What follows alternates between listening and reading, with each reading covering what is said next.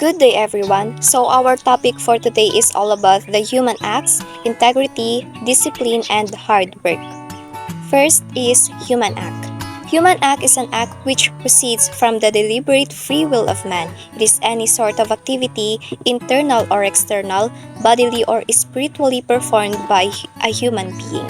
So it refers to only those acts that proceed from a deliberate and freely willing human being.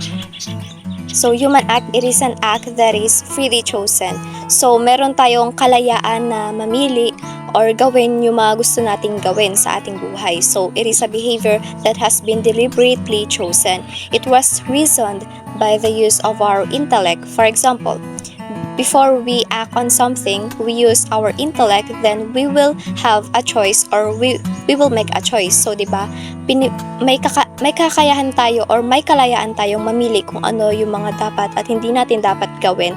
At ginagamitan natin ito ng intellect, then doon tayo nagkakaroon ng choice or doon tayo nagkakaroon ng kalayaan na gawin yung mga bagay na gusto natin. So, next is integrity. Integrity is a firm adherence to a code of moral and values. Its quality or state of being is complete or undivided and honest. So, integrity is doing what is right. So, doing the right thing when no one is watching. So, 'di ba, tayong mga tao, may mga pagkakataon na ginagawa natin yung mga bagay na tama, na alam nating tama kahit na walang nakakakita sa atin kasi nga meron tayong integrity. So, yun yung tinatawag na integrity, doing what is right or doing the right thing when no one is watching. Next is discipline. Discipline is the orderly or regular pattern of behavior in accordance with the self-imposed rule or self-rules and with the rules of organization. It is a training or experience that corrects, molds, strengthens, or perfects especially the mental faculties or moral character in order to acquire some corrected knowledge or skill. So, when we say discipline, kapag may disiplina tayo, syempre, 'di ba, matututunan natin kung ano yung tama at mali. So, next, hard work. Hard work is a need to work with utmost effort or energy. That of being industrious, working with endurance based on the human ability and capacity to work deliberately in many sort of activities. So, hard work. Sa pagiging masipag, may magandang maidudulot yan. So, for example, pag gusto natin yung isang bagay, dapat may tiyaga tayo at syempre, dapat may tiwala tayo sa sarili natin. So, sa pagiging masipag or pagiging hardworking person, may magandang maidudulot yan sa atin. So, for example, pag gusto natin yung isang bagay, dapat may tiyaga at tiwala sa sarili na kinakailangan natin para ma-achieve natin yung isang bagay na gusto natin. And our next topic is all about the duties and rights of the Filipino necessary to properly control the human acts. So next, we will going to tackle about the duties of the people. The people of our republic must understand that they have certain duties or obligation to perform. These duties are the price of freedom and of the rights which we enjoy. So the following are the duties of our people to the state. First, to vote honestly and wisely. So, lahat naman tayo, kapag nasa tamang edad na tayo is nagkakaroon tayo ng chance to vote honestly and wisely para ma-elect yung mga tama at mga taong makakatulong sa atin para mag-improve yung country natin.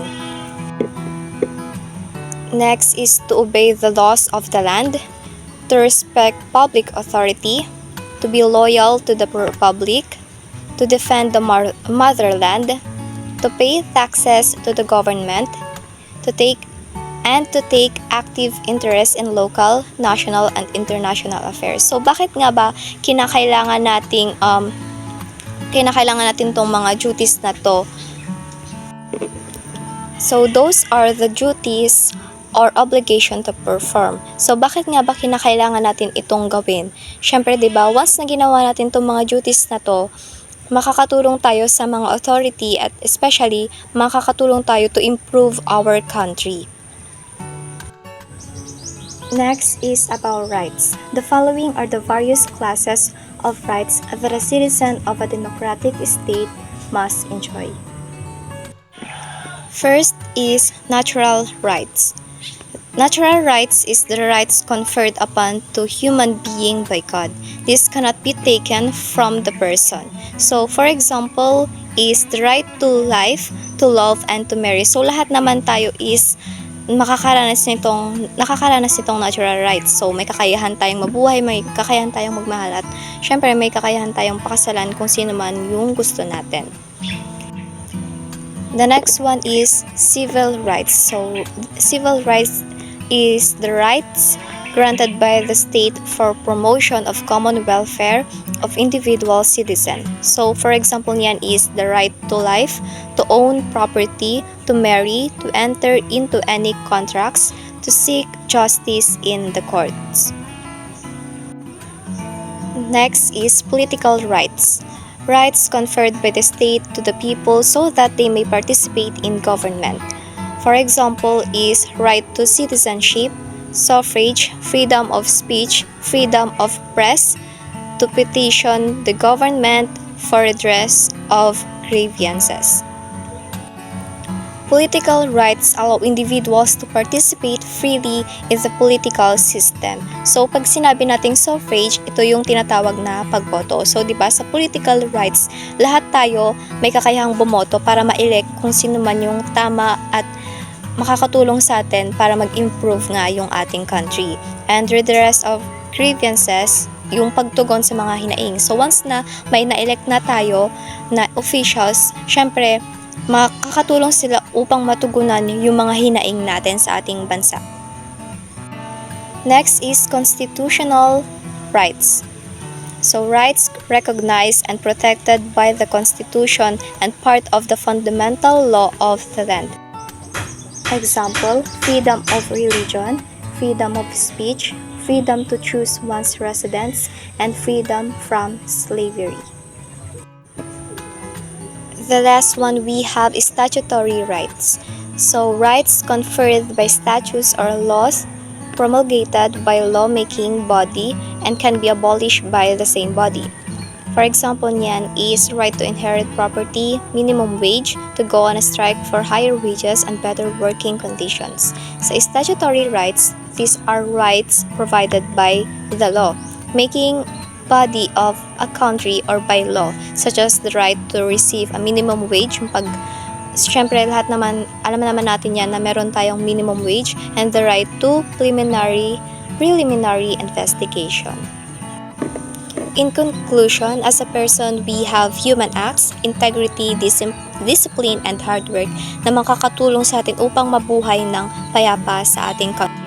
And we also tackled about the duties and rights of Filipino people. So, natutunan natin na lahat tayo is may kanya-kanyang duties and rights as a Filipino and as a people here in our country. So, makakatulong itong mga duties and rights natin para mabuhay tayo ng mapayapa, and alam natin sa sarili natin na meron tayong kanya-kanyang rights or karapatan na magagamit natin sa pang-araw-araw.